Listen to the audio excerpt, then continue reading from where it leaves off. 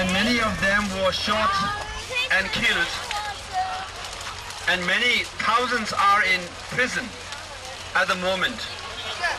So according to Tibetan Buddhism, we believe that those who die, their soul can wander around up to 7 days, but not more than 49 days. And on the 49th day, we have a major religious observation to pray for those who have died and pray that their soul be reborn again with a better karma and better life. And we've been here consecutively for 49 days because we firmly believe that those who died for Tibet died for a right cause. They were willing to give up their lives because they were fighting the good fight. They thought the injustice that is happening in Tibet is intolerable, unbearable, and unacceptable. And they were willing to lay down their lives because Tibetans in Tibet deserve better. And many of them died, which is really tragic and sad for us. And many are wounded, and many are in prison. For all of them, Tibetans in Boston, we are doing our bit to pray for them. That's why today is important.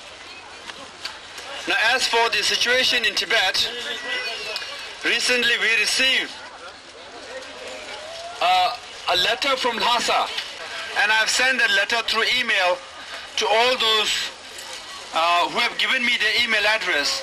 And if you read that letter, you will find the grim situation in Lhasa.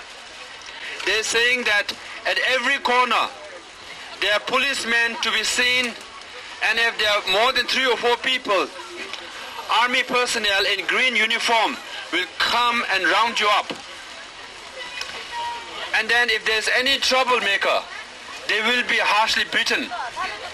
And one sad story that is being shared in the letter is that according to Tibetan Buddhism, when someone dies, you have to take the dead body on certain time of certain day. So normally within 3 to 5 days. But the situation is so grim in Lhasa. What has happened that when someone dies, the family has to seek permission from the local authority, local policeman, and a lawyer. So that family has to get 3 permission to take the dead body out of the house. Now what happens is that to take the dead body out of the house, normally according to Tibetan Buddhism, you consult a monk. Monk will give you the time and the date. You have no control over it. So when the monk says the dead body has to be taken in 2 days at the middle of the night, if you have no permission, you have to take the dead body out because it's a bad omen to keep the dead body in the house. But if you try to take the dead body out without permission, the military and the police will come and push the dead body back to your home. This is tragic.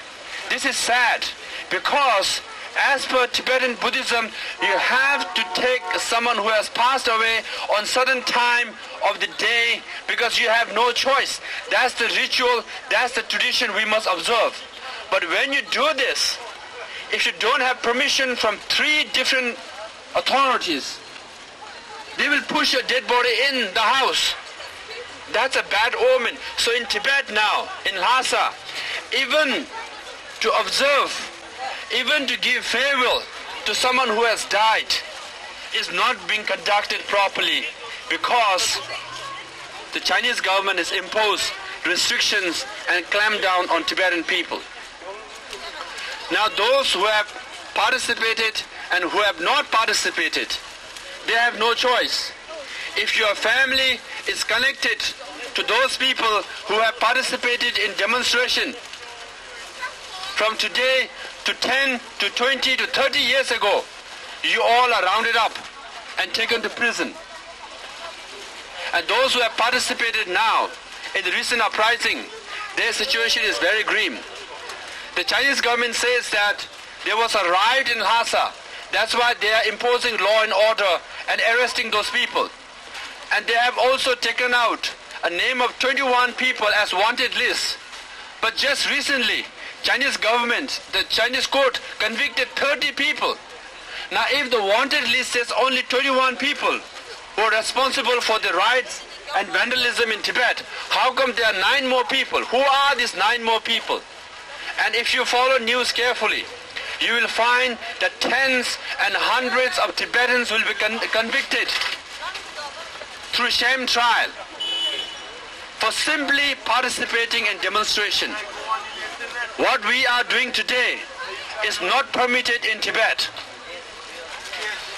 What we are holding, these national flags, are not allowed in Tibet. For anything that we are doing today, you can be arrested and put behind bars. So that is the tragic situation. Having said that, Tibetans in Tibet, from all across, from Uzang to Amdo to Kham, they all came out, united as one people, united under one leader, united to regain their motherland, united to regain their freedom. For that, we salute them. For that, we admire them.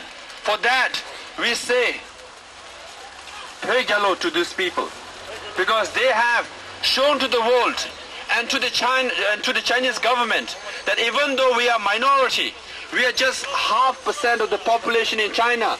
We have the courage, we have the guts, we have the conviction to come out in the street and protest against the Chinese rule. So this is what Tibetans have done, and those who have died, we are here to pray for them, and those who are in prison, we are here to say, we are here to give voice to all of you who are voiceless, and those who are being arrested, and those who are tortured. We all are here to say, we feel your pain, and we will be with you, not just today, but throughout, till we are reunited back in Tibet, when Tibet will be free. Back in Tibet, when we will receive our leader, His Holiness the Dalai Lama, back to the homeland where he belongs, back to the people who are fervently loyal and dedicated to him. So with that, I want to once again reiterate what others have said many times. It is really, it's really very nice of younger generation of Tibetans in Boston to take the leadership in organizing this 49th consecutive vigil. And Thundunla and Jordanla has really played a tremendous leadership, and of course Tibetan Association in Boston have played their leadership. And also to remind everybody that 108 Tibetans in Boston, that's more than 20% of the Tibetan population in Massachusetts, they shaved their head to show solidarity with the Tibetans inside Tibet. And there were like 8 or 9 women who really had their hair for many years. They shaved their head, and even kids, they shaved their head. This is a demonstration of our solidarity and support for Tibetans inside Tibet. With that, I end my brief remark, and thank you all for coming. Sujana.